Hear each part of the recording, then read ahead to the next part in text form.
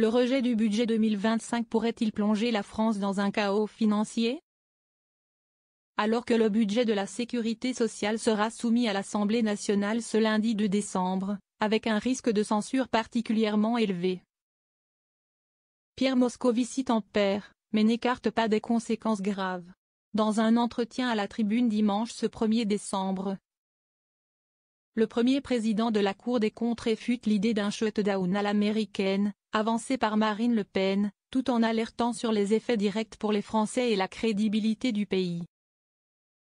Pour Pierre Moscovici, la situation française ne peut être comparée à celle des États-Unis, où les blocages budgétaires entraînent régulièrement une paralysie totale des services publics. Je n'ai jamais dit que le shutdown était probable, insiste-t-il. Si le budget n'est pas adopté, des solutions institutionnelles existent, comme le recours aux ordonnances ou une loi spéciale autorisant la reconduction des dépenses de l'année précédente. Il prévient tout de même, ce ne serait pas l'apocalypse, mais ce ne serait pas anodin. Il détaille notamment qu'un blocage budgétaire aurait des conséquences fiscales directes.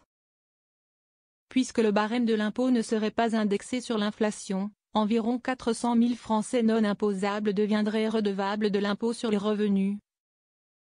Et plusieurs millions d'autres verraient leur impôt augmenter de manière significative. Des solutions extrêmement coûteuses.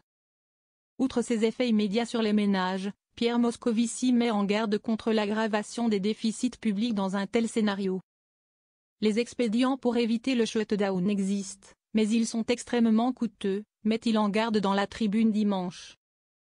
Il rappelle par ailleurs que la dette publique française, qui dépasse aujourd'hui 110% du PIB, continue de peser lourdement sur les finances du pays. En 2025, son coût annuel atteindra 70 milliards d'euros, un montant supérieur au budget de l'éducation nationale.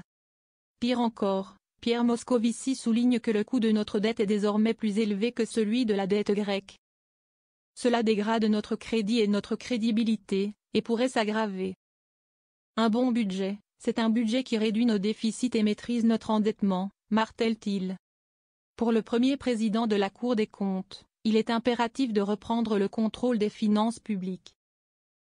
Afin de restaurer rigueur et transparence, il propose de confier la validation des prévisions budgétaires à une autorité indépendante. Il faut remettre un peu de raison, de transparence et d'indépendance dans tout ça, insiste-t-il.